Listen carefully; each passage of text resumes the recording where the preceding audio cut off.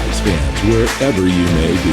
Welcome back for another edition of the Seahawks Playbook podcast. Join your host, Bill Alvstad, and co-host, sports writer and football analyst Keith Myers as we talk Seahawks football.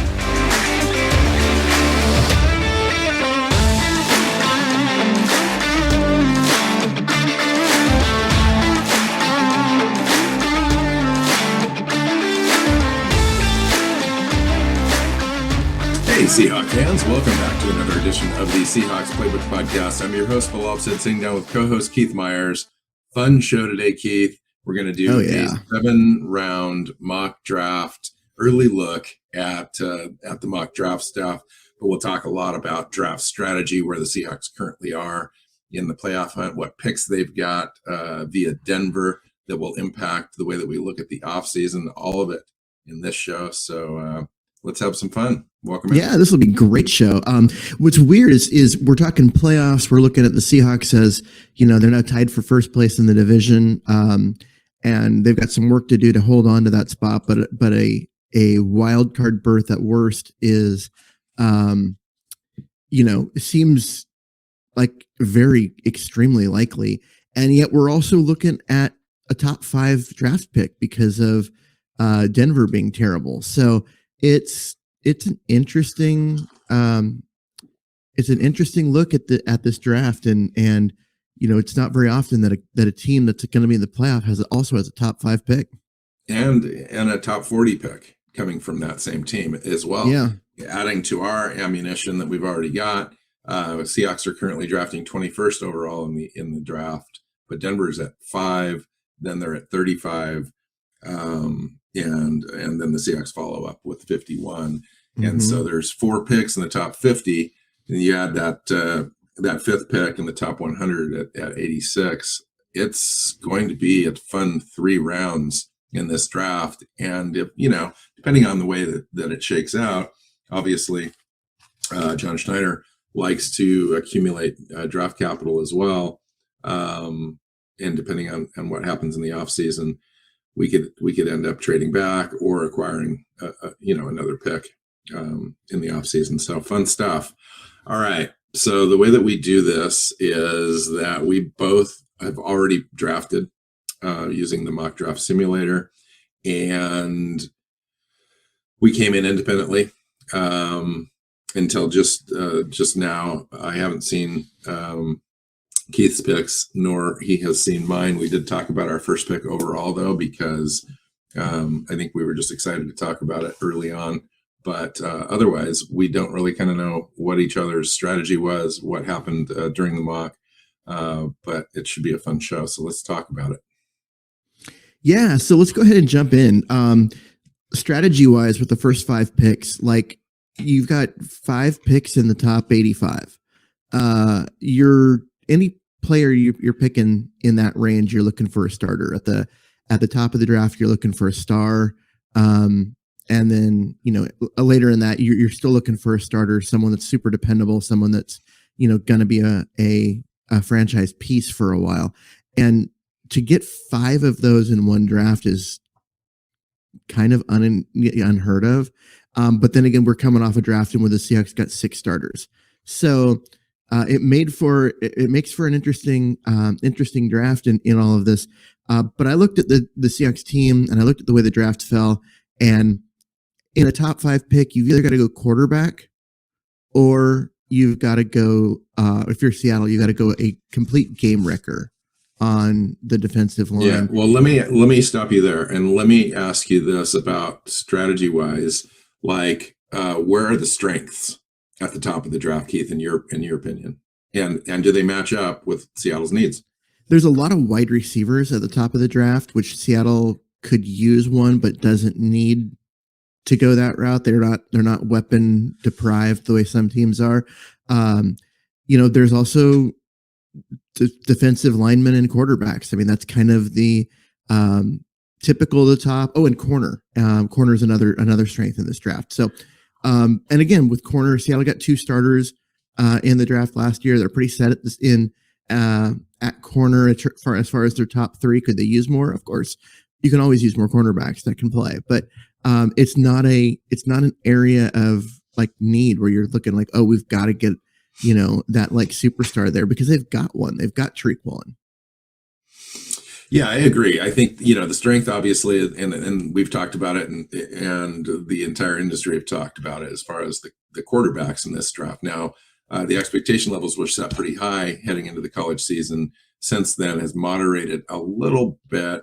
You just haven't seen like a huge explosion in one particular player, although CJ Stroud has pretty much entered the season as the number one quarterback overall. And I think in this draft, he ends up being the number one quarterback overall, although there's two or three right at the top that you could choose from, depending on how the draft falls.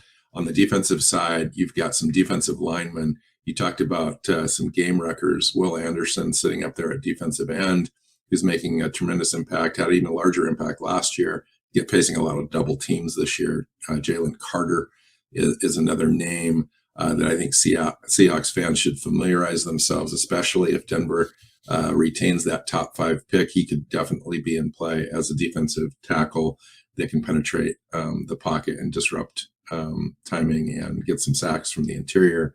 Miles Murphy, the other defensive end from Clemson.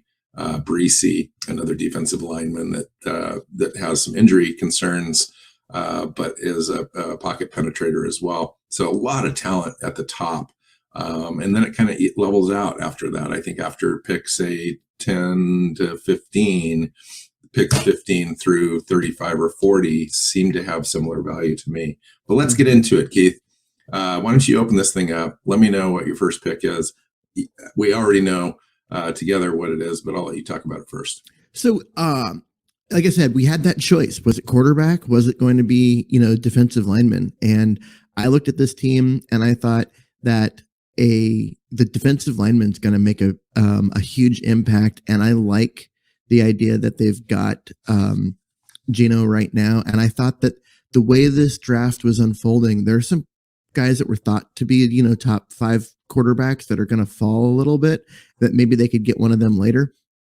And so I went with Jalen Carter, our defensive tackle out of Georgia. Guy's just unblockable at times coming up the middle. He's, the closest thing that Seattle's had to Cortez Kennedy since Cortez Kennedy. And anytime you can get a guy that can get upfield in the middle and just hurt quarterbacks, make them move, get them off their spot, play in and play out, you got to go get that because it's just so valuable to your team. This pick is unfathomable to me 3 months ago. Or it was going to be the Seahawks pick. It's the Denver pick we're talking about here at 1-5 overall. And you'd mentioned Geno Smith. It's like, we needed a quarterback heading into this season. Now Geno's proven that he can be the guy. We need to sign him to a deal, but I think the Seahawks are definitely heading in that direction.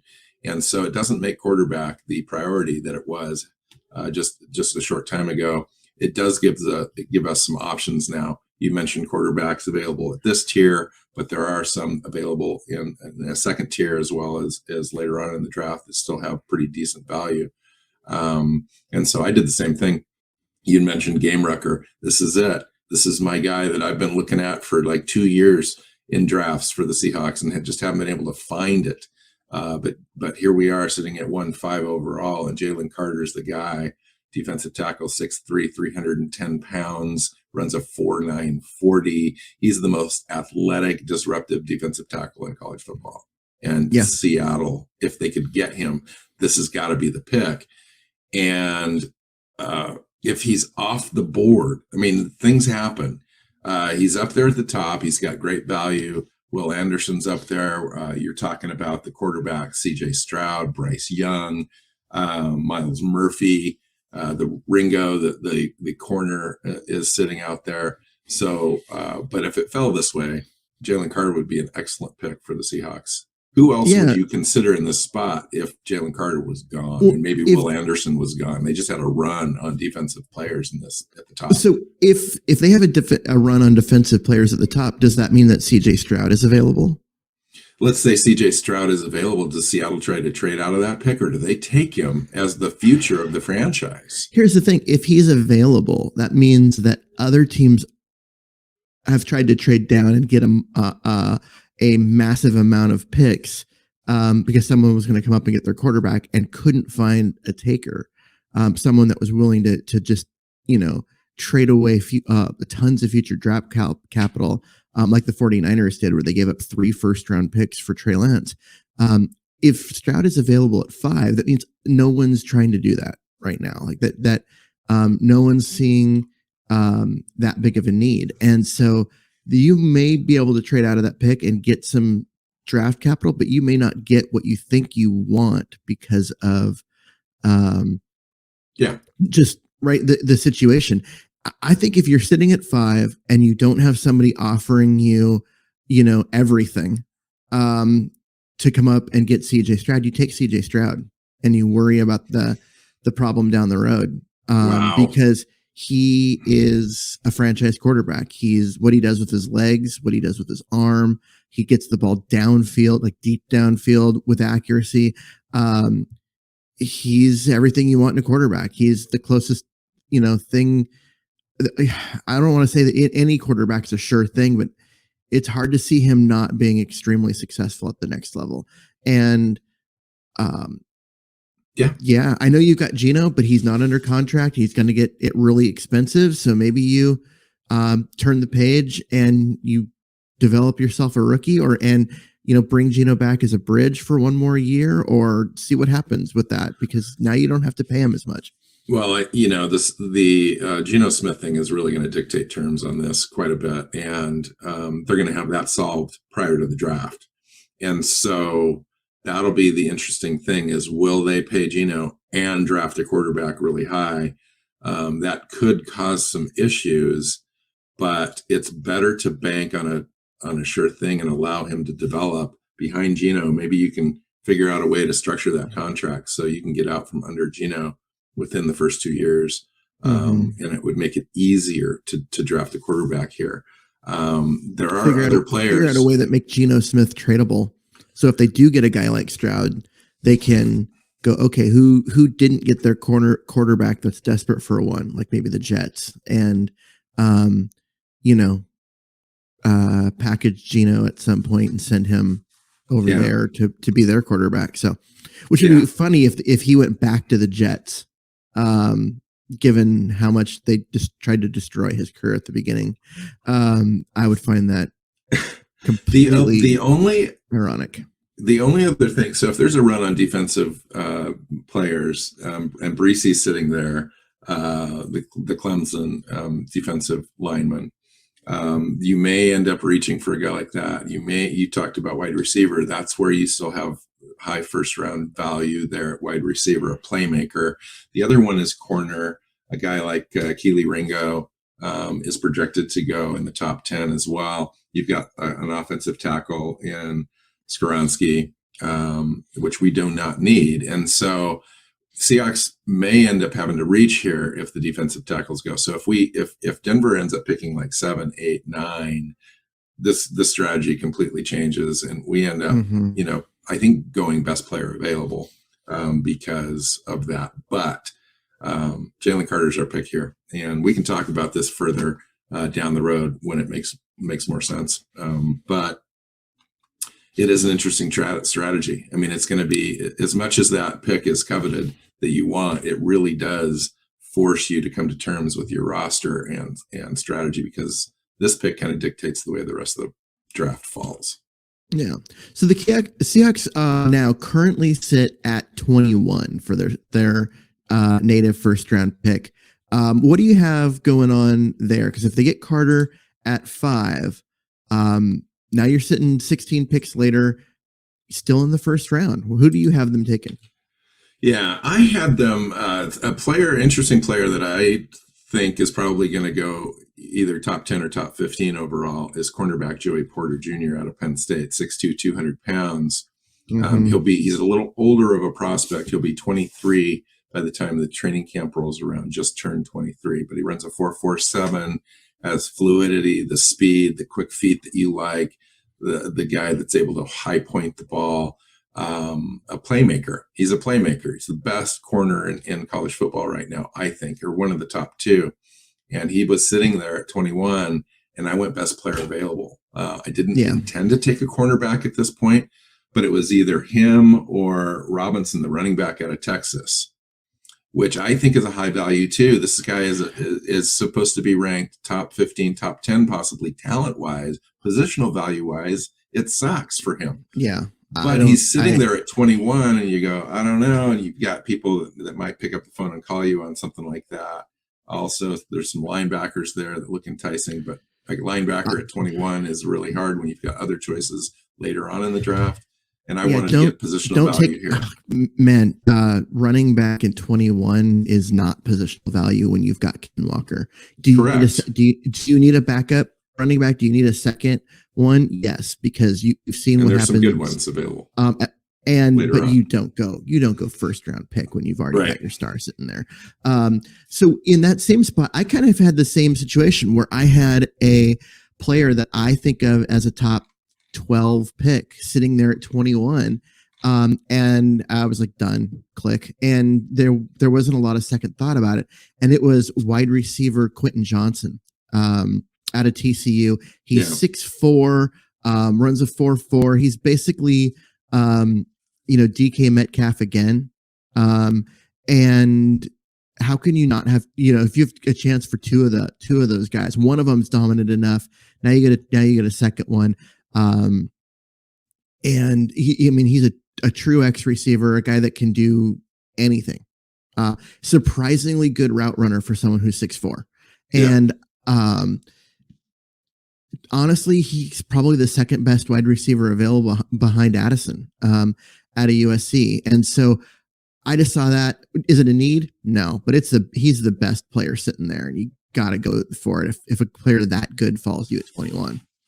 Yeah, this is an interesting spot because there's an opportunity here possibly for the Seahawks to double up on a position.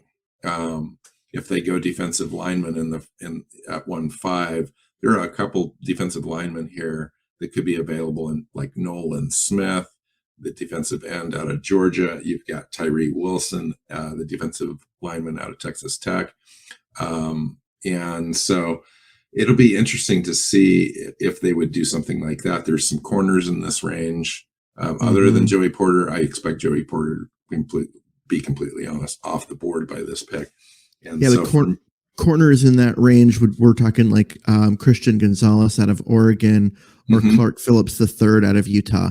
Those are guys that are going to go in the mid to late first round. And a guy that I would look at too, if you get like a Jalen Carter, a name that I would think that would interest the Seahawks in this range would be Olari, the BJ Olari, the defensive and edge player out of LSU, just for some speed, some quality play there at that position of need still on this team. Even though you've got a game wrecker in the middle, it doesn't mean we can't add to the outside as well. So, okay. All right, so round two. You don't have to wait long. Yeah, so we get down to 35. So you go at 21, and then now at 35, the third pick of round two. Thank you, Denver, for being awful. I would need here, and I know the direction that you went because we've talked about it a little bit off air, but I went need, and I like the value at this spot, but I went with Noah Sewell, the linebacker out of Oregon. He's freaky athlete, just good in coverage, good in run stopping, does kind of everything well as a middle linebacker. And with Seattle switching to this 3-4, you really need someone beside Jordan Brooks. And that's what Noah Sewell is to me, is he's going to be that guy in the middle that's going to really clean things up, make things better, especially when you've added the game wrecker up in front of him. That's going to keep him and Brooks cleaner. Those guys are going to feast. And so to me, it was a really easy pick to go and get someone to replace Cody Barton and upgrade that defense. I think with this pick, the 235 as it sits right now, Denver's pick in the second round, And then Seahawks pick at 51. So there's only a 16 pick gap in between. And so that's pretty nice for the Seahawks, pretty nice problem to have there. And so they can get 2 players that they have on their board in this range and feel pretty good about it. I did go a different direction. This is where I evaluated a quarterback and picked the quarterback. Now, there are certain mock drafts that I do where Sewell is my pick as well, because I think that's a tremendous pick in this range that really solves a problem that Seattle has. And so you're addressing not only a great player, good fit, and good value in him. But I went with Anthony Richardson, quarterback out of Florida, with this pick, 6'4", 232 pounds, really athletic, ran a 4.4 40, can throw the ball 75 yards. Physical tools are off the chart. And as far as physical tools compares to like Will Levis, that you would have to, pick much higher. The thing about Anthony Richardson is he's going to need some time. He's not NFL ready as we speak today. He's just not. He's a little erratic. His completion percentage is below 60%, but he's got the tools. And so if you do have Geno Smith back on the team, back on the roster for a couple of years at least, this could be a player that they could pick and stash to develop over time and have their quarterback of the future on the roster. And anytime you're picking this high and you've got opportunities to build out the rest of your roster, but you can go find a guy that you really like, not saying that John Schneider does, but Anthony Richardson's got to be on their radar as far as a guy that could be available early in the second round, possibly late first, that they could acquire and get on the roster. There's going to be a lot of Josh Allen comps to Anthony Richardson, just because of his size, his ability to run, his toughness, and his inability to complete passes regularly at the college level. Now, Josh Allen fixed, a lot of the stuff that he was, struggling with, and became a really good pro. It's also not the norm. And so I look at Richardson as, man, he could be great, or he could just be a huge bust. And I'm scared of wasting a pick on a huge bust. So I went a completely different way in terms of thinking about quarterback of the future. But man, as far as physical tools go, you're not going to find one better. Yeah, I'm knowing your draft ahead. I'm kind of in the same boat. I'm right there teetering. His skill set is enticing, but the Seahawks could go a different way here. We've talked about it quite a bit on the show as far as needing to continue to develop the defense. So your pick makes a lot of sense here. All right, let's go on to 254. I really liked the guy that ended up landing in my spot here. It was a no-brainer to me that he was on the board. And I went with defensive tackle Mazi Smith here from Michigan at 54. This is where value for his skill set starts to make sense in the draft. He's a run stuffer, plain and simple, 6'3", 337 pounds, just a massive, naturally well-leveraged frame with raw power. I mean, he can soak up double teams. This player allows the Seahawks to kind of get more into their 3-4 sets and be able to swallow some double teams and the true nose tackle, the two gap guy. Yeah, he's a true nose tackle. Yeah, I like that pick. That's someone who wasn't available when I did mine, and wasn't available by like 10 picks. Like he went well before. But that's a really nice pick there. Especially, I mean, that's one of those where you get a guy that complements your other draft picks and can really get in, and you can make a big impact as far as overall getting everyone together, and putting a roster together. So I like that pick. Yeah. And so I've, 3 out of the 4 picks so far have been on my defense. This is kind of what, I had in mind heading into the draft, as I kind of wanted to look at defensive players, all things being equal. I know that I can complementary add on the offensive side, but defense, especially in the trenches, is kind of where I wanted to invest my draft capital in this mock. Yeah, and I kind of did the same thing. There's a lot of, which is weird because Seattle's defense has turned it around and been pretty good, but I just think that there's but they're a couple of players away from being elite. There's a bunch of older players on the defensive line, guys like Quentin Jefferson and Shelby Woods. Harris, Al Woods especially, you wouldn't mind getting younger, getting cheaper, hungrier, that kind of stuff. So I like that. I kind of went in a similar direction. I went with Zach Harrison out of Ohio State. People list him as an edge, even though he's 278 pounds. I think of him more as in a 3-4. I think of him more as Quentin Jefferson, right? A guy that is going to be about 280 pounds. So a little undersized as a defensive tackle, but you put him at defensive end and he's a little oversized, but he's got all the freaky athleticism and his ability to penetrate, get into gaps, get pressure on the quarterback, and make tackles in the backfield in the running game, and just be super disruptive. That as a skill set that would be great to have. So he's basically you're getting a younger, probably more athletic Quentin Jefferson in terms of his skill set. I mean, he ran a 4.5 at 270 pounds. So this is a guy that's got speed and that kind of stuff.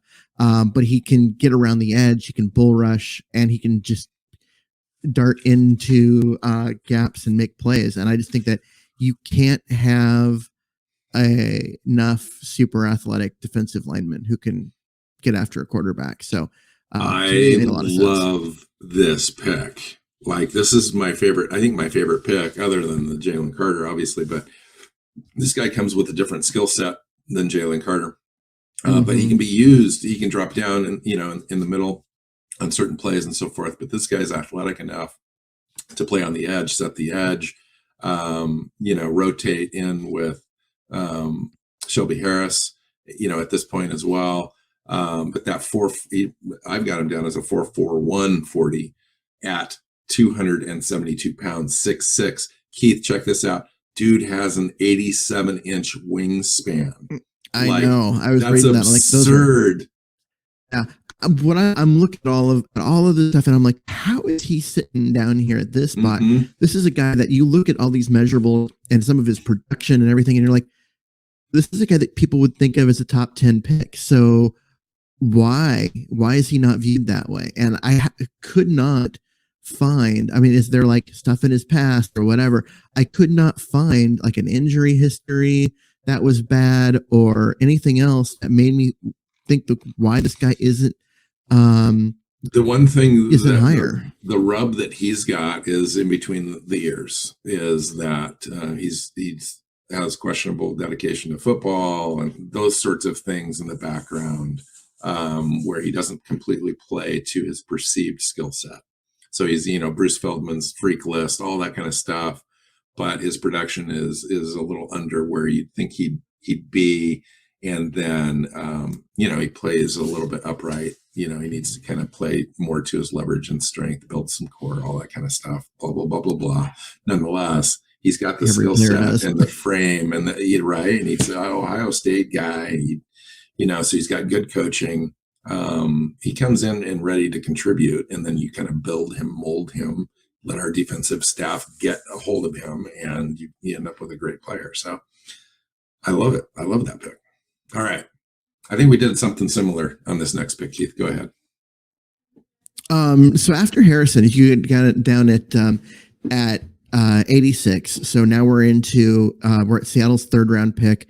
Probably the last you're looking at if you're drafting here to be a starter. And I went with John Michael Schmidt, the interior lineman out of Minnesota. Seattle's weakness on offense is the interior of the offensive line. They're just, the tackles have been upgraded so much that now you look at the interior and you're like, okay, let's fix that too. And I just see that Schmidt coming in out of Minnesota is an instant starter. You just toss him in there and improve. And anytime you can do that, you just, especially in an area of weakness, it's one of those things that you kind of do. He's also a riser in the draft right now. Like usually interior offensive linemen are people that, guys don't really think about. They tend to be lower, but the good ones tend to creep up in the draft process. There's a lot of mock drafts putting him right around the end of the first round or early round 2. And so getting him at this level down to round 3 just felt like incredible value. Yeah. Interesting. Yeah, I did the exact same thing. Here's a 6'4", 320-pound guy. The only thing that made me hesitate a little bit on him was his short arms at 32 3/8, and he's going to be 24 years old when he lands into training camp. But he's got 864 career passing snaps in college and only allowed 10 quarterback hits. 10 quarterback hurries, 3 quarterback hits, and 0 sacks over 31 games. So this guy's he's a mauler in the run game. He can get to the second level. He's athletic enough to do that, and he's great in pass coverage or pass blocking. And so it's a natural pick right here. Value and need. John Michael Schmitz. All right. I wanted to mention a player that I almost wanted to take. I mean, they were both available. And I really want this safety on the Seahawks team, and that's JL Skinner, the safety out of Boise State. He's just a thumper, enforcer, big safety, great coverage skills, kind of a little bit of a ball hawk, but really good in run fits. And that's another player I think looks Seahawky to me. And I wouldn't mind going in that direction as well. But I kind of leaned defense early. Now it was time to fill out the rest of the roster. Yeah, you're going to hate this. In my draft, he went to San Francisco. Yeah. So all right. Okay. So after the interior offensive lineman at 4-1, what are we? 4-122, 123. Which direction? I was going to say, let's look back at the top 5, because the top 5 we're looking at starters, right? These are the guys that are Seattle is poised to really upgrade their roster with those 5 picks. So we both went 2 on the defensive line and an offensive lineman, right? Obviously, you and I are both valuing in the trenches again this year, and like last year, it was the 2 offensive tackles. Now it's going to be the defensive line and an interior. I went wide receiver, linebacker. You went quarterback, and I'm trying to remember the other player that you had. Corner. So I went, right. Yeah, Joey Porter. Yep, that's right. Because where I went wide receiver just because Quentin Johnson was there. And so it kind of gives the listeners an idea of what you and I are valuing right now for this team is a lot of defense and a lot of linemen. Get better in the trenches, win there. And I mean, they've already got some good players out on the outside. They've got good players elsewhere, but they need to do better at winning in the trenches on every down. So I agree. Yeah, so that's kind of our strategy. After that, now you're looking at guys that are rotational, maybe develop into starters eventually, but you're not looking at them as starters right away. And so at 123, I went with a safety, Jamie Robinson, a guy that is super athletic, fast, hits hard, but is not reckless in terms of his diving into plays the way Jamal Adams sometimes can be and gets himself hurt. Really, he had the speed to be the guy that plays deep. Got kind of the instincts to be the guy that plays in the box. Very Diggs-like, Quentin Diggs-like. So it's a guy that would fit well into Seattle's rotation, being able to come back. He's just a little raw in terms of his coverage skills, and so that's why I think he drops, and that's why he dropped in this draft, I believe, and why you don't want him starting right away. I think you can ease him in and let him practice and learn and play, contribute on special teams, and be that third safety in a rotation. And I just thought it was a good fit at in the fourth round, the 123rd pick. Yeah, this is a good fit. Obviously, I think that safety is an area that the Seahawks would likely want to target in this draft, especially in this range. There are a few other position groups as well, wide receiver. Maybe take a look at an edge that isn't quite ready for prime time yet, but has the skill set. Safety is definitely at Tyke Smith is still on the board at this area in my draft. DeMarvin Overshone, the linebacker out of Texas, I think is undervalued and would be a great fit here. I went with a backup running back because I think this is the range where there are a few in this draft, and Seattle, I think, does have a need. I don't know that they're completely enamored with DJ Dallas. Now, DJ Dallas has done a pretty decent job with returns and so forth, but he's been lacking running the ball. Doesn't have many opportunities. In fact, on the season, I think they've only had 15 carries, 15 touches. And so they went with Zach Charbonnet out of UCLA. That's a good 6'1", 220 pounds, runs a 4.41 40. It's everything that the Seahawks love to have in their running back as far as size.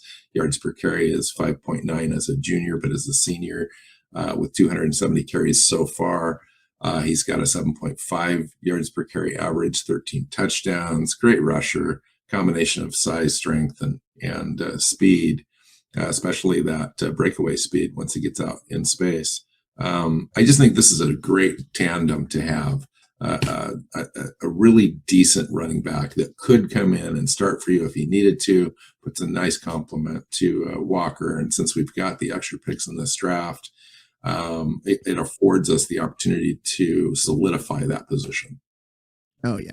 And especially at this range, like you were talking about the guy out of Texas in round one, and I'm like, yeah. No, you don't. You're not desperate for a starter, and there's no positional value at that point. But at this point in the draft, to get a guy like Charbonnet, I love that pick. That's fantastic. Yeah.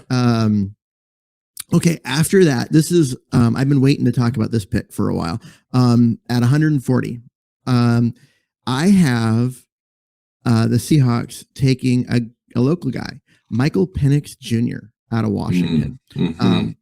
He's a guy that just is been incredibly productive, getting the ball downfield, getting, high percentage, in terms of getting his completion percentage, getting the ball downfield.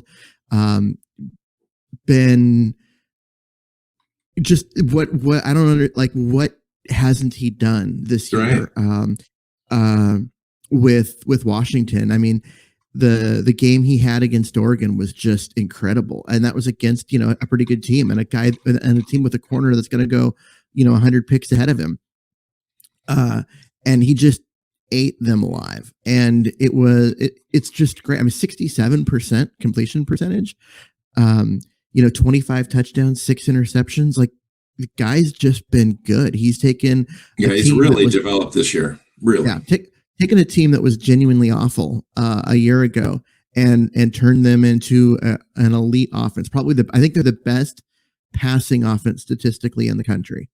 And that says a lot about their quarterback. And I think if you can get a guy like that at this point, he comes in, does he have the biggest arm in terms of like ball speed? No, but he's got great touch down the field, good accuracy at all 3 levels.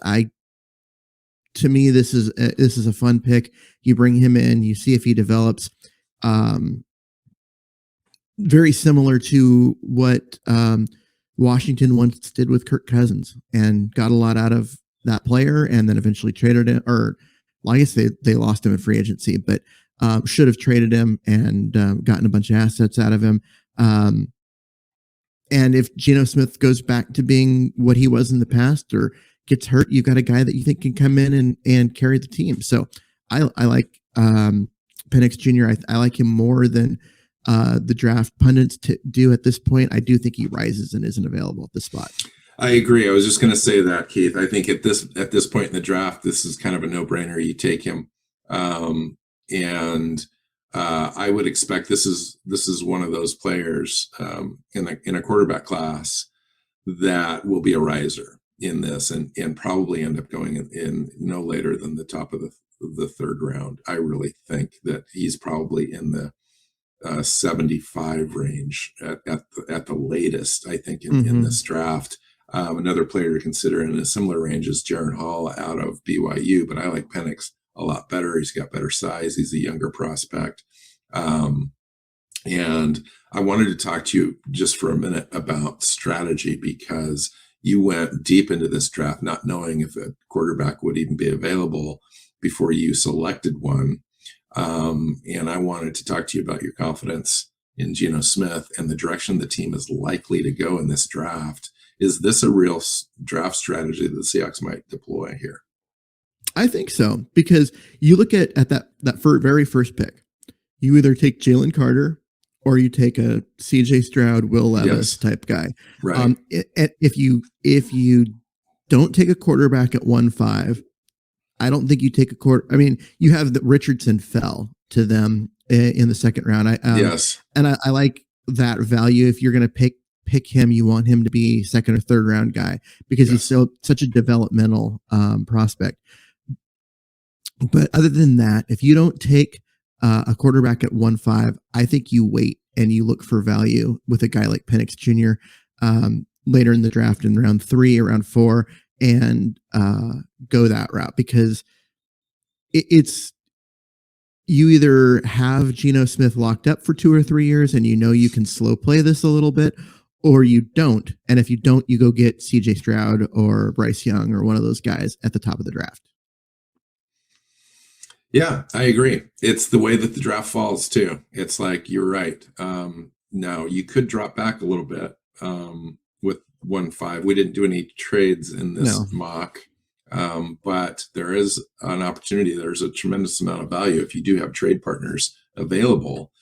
You could drop, say 5 to 7, 8 picks, pick up additional picks in the second or third round, and maybe a Will Levis or Bryce Young falls to you, and maybe that would be a place where you would feel more comfortable drafting a quarterback. But I think the scenario you put out there is legitimate, and I think the Seahawks may deploy something like that. Interesting. All right. I still felt like I needed some speed off the edge in my draft, and so I can't pronounce this, so I'm going to do it really slow and see if it comes out right.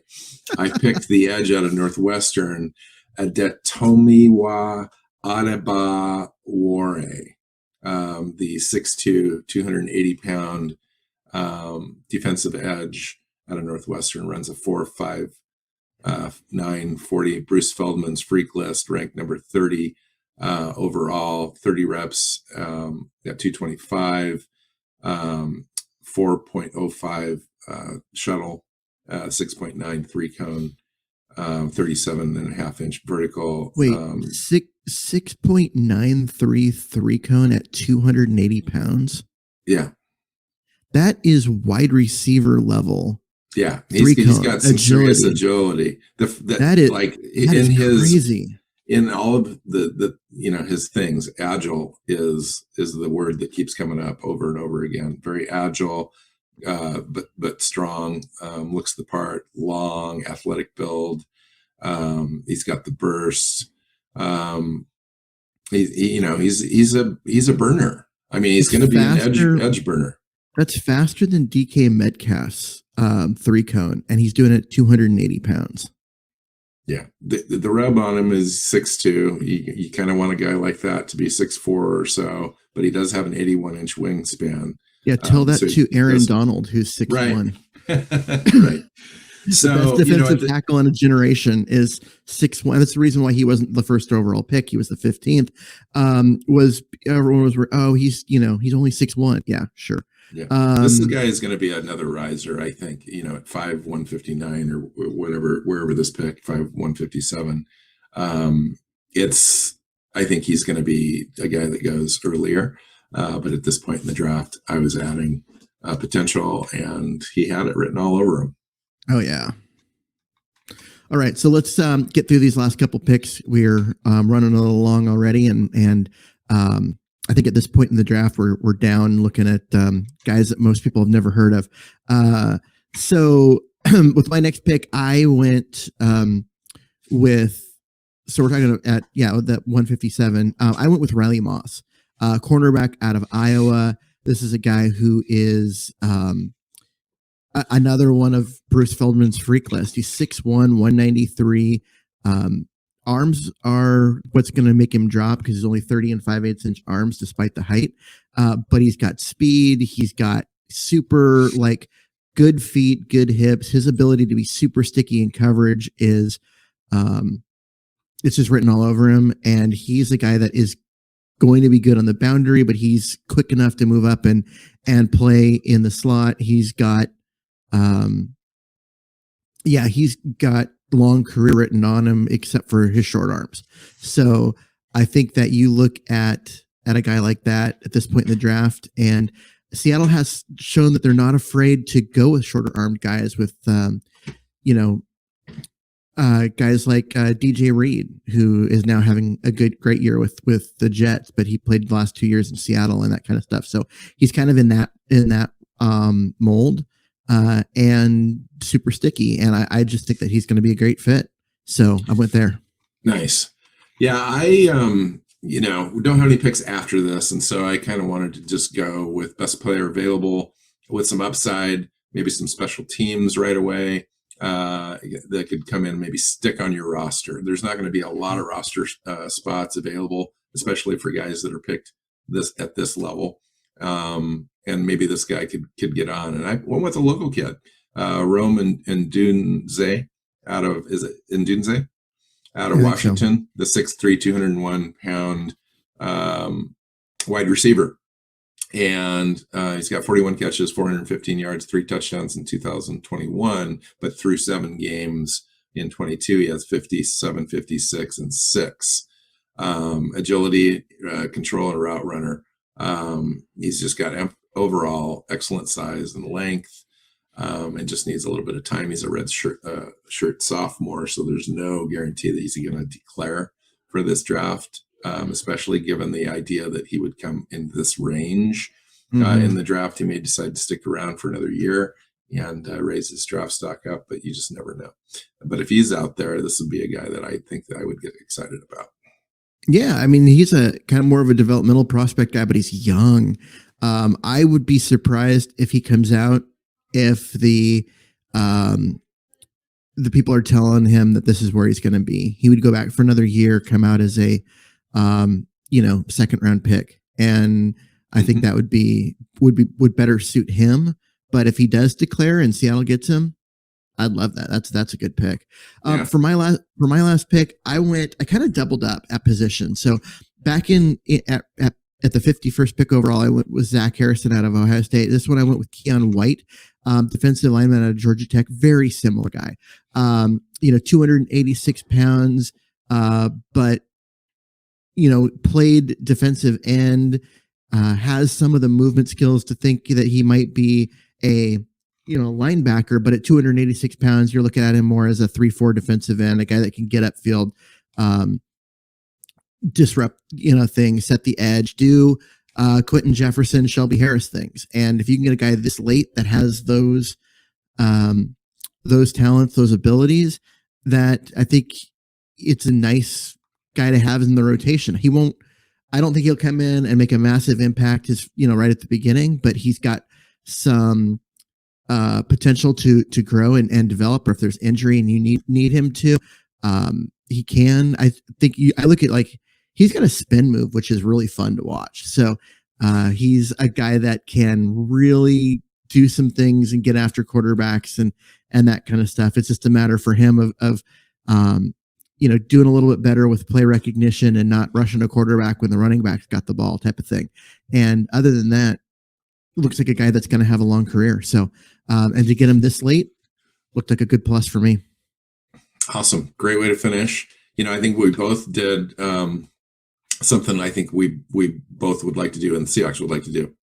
Invest in the trenches still, come away with 3 quality starters out of this draft and a couple of really nice rotation pieces is really what you want to hope for. I know that, it's really difficult to duplicate Seattle's 2021 or 2022 class because you ended up with 6 starters or at least 6 really important pieces, 4 or 5 starters for sure. And then in this draft, for me, I think I came away with 3 immediate starters, 2 potential long-term starters in Charbonnet and Anthony Richardson. And I just feel really good about it because my starters would be Jalen Carter, Joey Porter at corner, and then you'd have a rotation piece in Mozzie Smith, and then the center, Schmitz would be my other starter. And then everyone else, Zach Charbonnet and Richardson would be there to develop. And then everything else is just kind of a, fits in where they can. Maybe not even make the roster. I don't know. But at that point, it didn't matter to me. I got what I needed out of the draft early. Yeah, 6 out of 9 for me are on defense. I think yours was similar, which shows you a little bit about what you and I are valuing this year and what the team needs. And where the draft falls. Yeah. And so when I looked at this, I mean, as far as starters, do you count Quentin Johnson as starter when you've got Metcalf and Lockett on the roster? I think you do because you play if you've got him. If you've got those 3 all together, you play a lot of 3 wide receiver sets and scare the heck out of defensive coordinators. And so, when you look at that, I think I've got 4 starters, Zach Harrison being a rotational guy at the 5 tech defensive end in this 3-4, unless they cut Quentin Jefferson and then he becomes the starter. So yeah, there's definitely that. There's potential along here. So I think that you're never going to expecting another 2022 draft in 2023. I think is setting everyone up for disappointment. But if you can get 3 or 4 starters out of a draft a year after you get 6 into the playoffs and into the playoffs. Yeah. And you're looking at building a roster that's elite. That's what this draft, I believe, does for Seattle's defense is it takes a good defense and it makes them an elite defense and a young defense. Makes them better and younger. And I just think that you have that kind of defense with the talent they've got on offense in terms of weapons. The Seahawks become a, legit Super Bowl contender. I would say perennial playoff team again. Yep. And and you just set the whole thing up for a 4-year run is essentially what you do in this draft. Because you're ready. You've made the playoffs. You've shown that you're going to be a playoff contending team. Now you go out and solidify spots of weakness. And this draft sets up for that. Now this is just, what we just did is an exercise in speculation, obviously. But when it comes right down to it, Seattle's going to have an opportunity to have probably 4 or 5. Well, we're going to have 5 top 100 picks, depending on if we trade out or whatever. That's going to impact that roster in a positive way. I mean, it just really is. And fun stuff. All right, we need to get out of here. Next time we get together, we're going to talk about the preview of the matchup. Seahawks had their bye. Now they're back playing the Las Vegas Raiders at home. We're going to preview that game and should be fun as well. So until next time, find Keith on Twitter at Myers NFL. You can find me at NW Seahawk. You know where the show's at. Hit that subscribe button and make sure you share it. Take care, guys. Go Hawks. Go Hawks. Seahawks Playbook podcast listeners, thanks for joining us for another edition of the show. You can find us on Twitter. Bill is at NW Seahawk, Keith is at Myers NFL, and the show is at Hawks Playbook. You can listen and subscribe to the show at SeahawksPlaybook.com.